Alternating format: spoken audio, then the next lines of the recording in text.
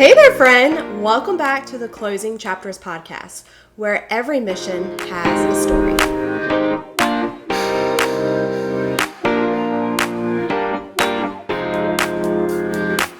'18 and 19 were the best years of my career. And I know you might say, Brittney, but like everybody did great during the COVID bubble. I did not. Hey, welcome back. We are still in June of 2019. And I just had a thought when I was looking through my transactions and I wanted to share it with you. I am not one to really boast on my accomplishments. And I was having to go through the list and say, okay, where was this last transaction? What's my next transaction that I need to talk about? And I remember that 2019 honestly was a really special year because I did 34 transactions and the bulk of that was done in 7 months because we moved in July of 2019.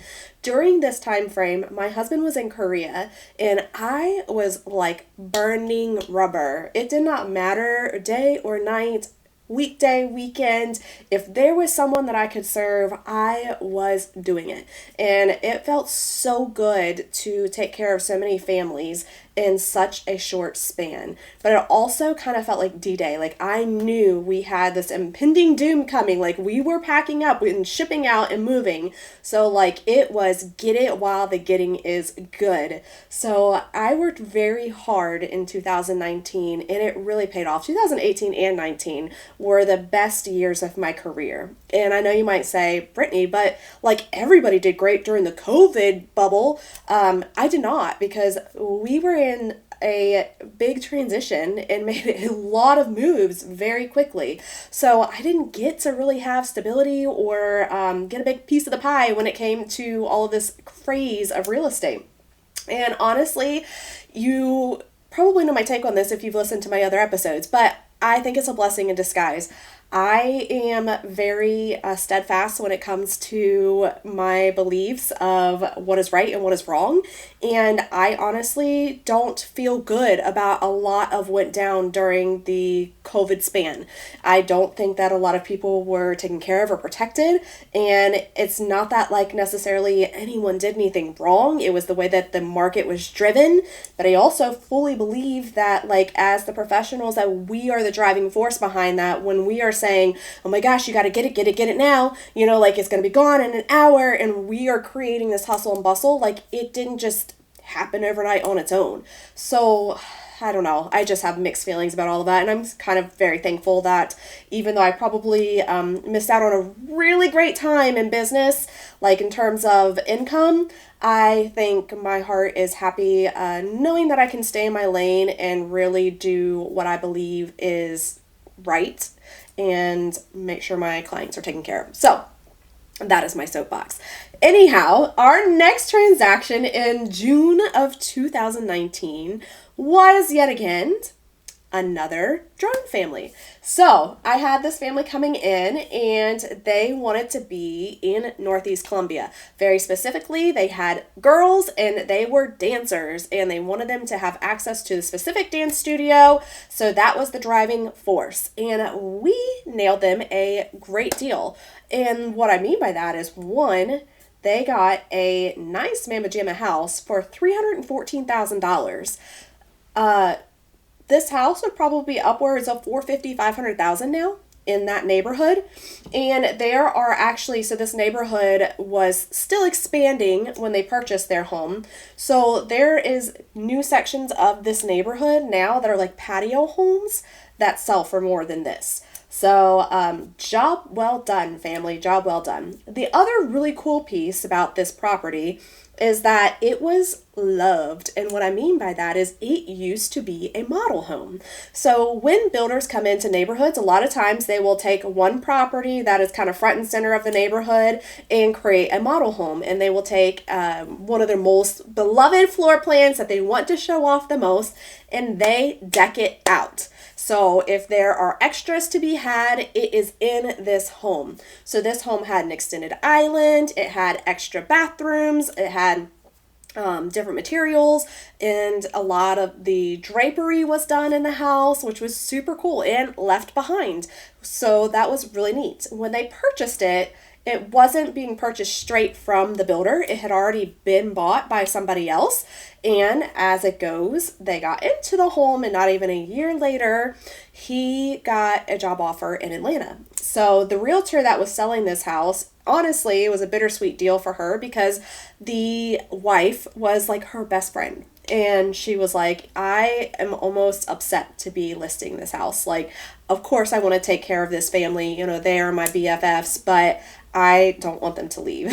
So it was kind of like a catch-22 where she's like, can I please just like, keep them here? Like, can the house not sell? But it was a good house and it sold. So when we went through it, what we noticed though, and this is also something that could be pretty darn common with it being a model home, is that there was some things that were left unused, and then when they got used, we realized that there were some issues. So for one, the biggest thing that I think about is downstairs there was like a guest suite with a full bath, and it had a shower in there, and that shower had not been used the whole time it was a model home, and the current owners did not use it very frequently, and they ended up finding out that there was a crack in the bottom of the shower, so in the pan, so that ended up having to get fixed, and thankfully the warranty from the builder covered that, but it had not been used again since it had been fixed. So there was certain things like that where it was like, okay, we need to double, triple check, make sure that everything is good, because we want to make sure that, one, if something is wrong and the current sellers can get it covered by the builder warranty and not have to pay out of pocket for repairs, then fantastic. By all means, please do that. But two, we don't want any unknown issues just getting passed down to the buyers, especially when, like the can of worm gets opened. Like, right, we've already been told of this one issue that was addressed. So it makes you start going, okay, what else? Thankfully, they had pretty much utilized everything else in the house sufficiently. So like if anything was going to pop up, it had.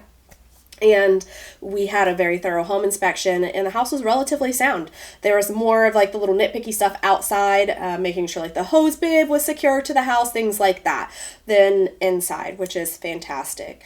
Also, another interesting thing to remember is that not all houses, and I'm seeing this a lot here in North Carolina, not all houses have easy access to the attics. And this was one of those where my home inspector had to go get his ladder, and he had a tall A-frame ladder, but it honestly still was not quite tall enough to be like getting into the scuttle hole, like the hole in the ceiling of this house. So he had to kind of boost himself up there and army crawl in, and I will never forget like just waiting for him to drop out and hope that he caught himself on the ladder holding on to that thing. But yeah, so always interesting stories to be had whenever you are inspecting homes or like there for during inspections. So this house, all in all, was a winner chicken dinner. Now, here's the interesting part, right? So they bought the house from the owners that had only been there like just under a year, and then they got a job opportunity. They get in this house, and then not even like a year later, he gets an opportunity to go overseas to England, and they went. So this sweet house had several different owners in a very short time span, but this is the reality of living in a military-centric area. So often people say, well, why was there such high turnover on this property? There has to be something wrong with it. Well, that doesn't necessarily mean a thing, especially in the military world. I have a property right now listed here in North Carolina that my owners lived in it for 1 year and 1 month before they had to move across country. That's just the reality. Sometimes that's what happens. We don't always anticipate orders or changes, and sometimes they come to us when we are least expecting them. So we just have to make the best of whatever we can do at that given time and roll with it. So that's exactly what they did. But in the meantime, this sweet family, their girls were at the dance studio that they needed. Mama was happy to be in Northeast Columbia.